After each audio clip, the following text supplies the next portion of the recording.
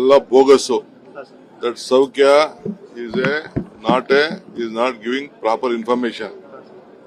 ಏನು ಬೇಡಿಕೆ ಇತ್ತು, 2 ಟಿಕೆಟ್ ಕೊಡ್ತಿದ್ರು MLAಗಳಿಗೆ, ಇನ್ನು 300 ಜನ MLAಗಳವ್ರೆ, 100 ಟಿಕೆಟ್ ಜಾಸ್ತಿ. 100 ಟಿಕೆಟ್ ಕೊಟ್ಬಿಟ್ರೆ ಏನ್ ದೊಡ್ಡದ? ಈಗ ಆಯ್ತಾ ಟೀಕೆ ಮಾಡ್ತಾರಲ್ಲ ದಳದವರು, ಬಿಜೆಪಿಯವರು, ಸರೆಂಡರ್ ಮಾಡ್ಬಿಡ್ಲಿ. ನಮ್ಮ MLAಗಳು ಅವ್ರಿಗೆ ಒಂದು ಸ್ಥಾನ ಗೌರವ ಎಲ್ಲ ಇದೆ. ಏನಪ್ಪಾ ಅಂತಂದ್ರೆ ಅವರು ಬಿಜೆಪಿ ನಾಯಕತ್ವದಲ್ಲಿ ಅದನ್ನ ನಡೀತಾ ಇದೆ. ಅಹಮದಾಬಾದ್ ಮತ್ತು ICC ಅವರು ದೊಡ್ಡ ಸ್ಟೇಡಿಯಂ ತಗೊಂಡೋಗ್ಬೇಕು, 1 ಲಕ್ಷ ಸ್ಟೇಡಿಯಂಗೆ ನಮ್ಮ ಫೈನಲ್ಗೆ ಜಾಸ್ತಿ ಅವ್ರಿಗೆ ದುಡ್ಡು ಆಗ್ತದೆ ಅಂತ ಹೇಳಿ, ಅವ್ರ ಹೋಟ್ಲಿಗೂ ಬಿಸ್ನೆಸ್ ಅನುಕೂಲ ಆಗ್ತದೆ, ಅವ್ರ ರಾಜ್ಯಕ್ಕೆ ಅನುಕೂಲ ಆಗ್ತದೆ ಅಂತ ಅಂದ್ಬಿಟ್ಟು ಅವರು ಶಿಫ್ಟ್ ಮಾಡ್ಕೊಂಡಿದ್ದಾರೆ. ದಟ್ ಈಸ್ ದಿ ಇಂಟೆನ್ಷನ್ ಅವ್ರು ಮಾಡ್ಕೊಂಡಿದ್ದಾರೆ.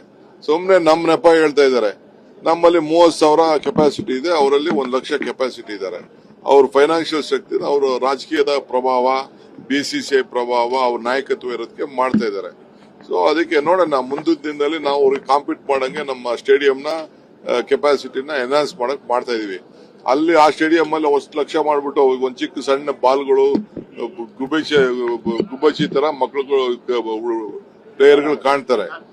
ಆದ್ರೂ ಇಲ್ಲಿ ನಮ್ಮ ಮುಂದೊಂದು ದಿನದಲ್ಲಿ ನನಗೆ ಗೊತ್ತಿದೆ, ಬೆಂಗಳೂರಲ್ಲಿ 2 ಸ್ಟೇಡಿಯಂ ಕಟ್ಟಕ್ಕೆ ಈಗಾಗಲೇ ನಾವು ಮಾಡಿದೀವಿ. ಈ ಸ್ಟೇಡಿಯಂಗೂ ಕೂಡ ನಾವು ಎನ್ಹಾನ್ಸ್ ಮಾಡಿ 60,000 ಕೆಪಾಸಿಟಿಗೆ ತೆಗೆದುಕೊಂಡು ಹೋಗ್ಬೇಕು ಅಂತೇಳಿ ನಾನು ಆಗಲೇ ಅಧ್ಯಕ್ಷರ ಹತ್ರ ಮಾತಾಡಿದ್ವಿ. ಗೌರ್ಮೆಂಟ್ ಅವ್ರಿಗೆ ಸಪೋರ್ಟ್ ಮಾಡ್ತಿದೆ, ಅವ್ರಿಗೆ ಏನ್ ಸಹಾಯ ಮಾಡ್ಬೇಕು ನಾವು ಮಾಡ್ತೀವಿ.